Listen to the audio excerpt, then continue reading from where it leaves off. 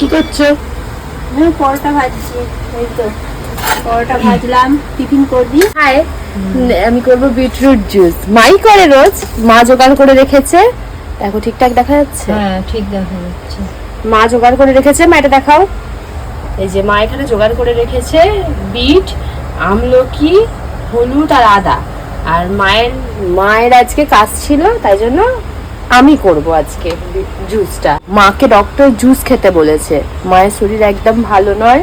আমার মায়ের শরীরে হিমোগ্লোবিন ফল্ট করে মাঝে মাঝে, তো তাই জন্য এইসব জুসগুলো খেতে বলেছে, খেলে যদি ভালো থাকে।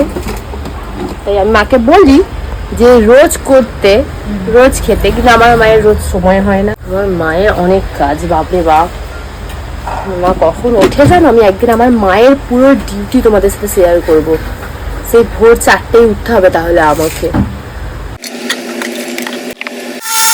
হয়ে গেছে জুস, এবার এটাকে জল দিয়ে বাড়াতে হবে। এত ঠিক পেস্ট খাওয়া যায় না।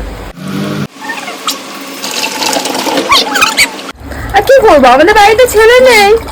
আমি আর আমার বোন, 2 বোন, বাবা কাজে চলে যায়। যখন জল শেষ হয়ে যায় তখন কেউ, ওই জন্য আমি উল্টানো শিখে নিয়েছি যে কার তুমি অপেক্ষা করবে যে উল্টে দিয়ে যাবে। আর বেশি জল দিস না।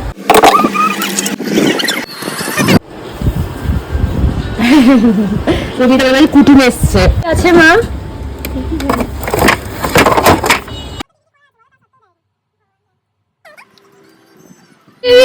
প্লিজ না, প্লিজ না। मेरी फोटो मत खींचो। This is the secret of my glow. Ta-da!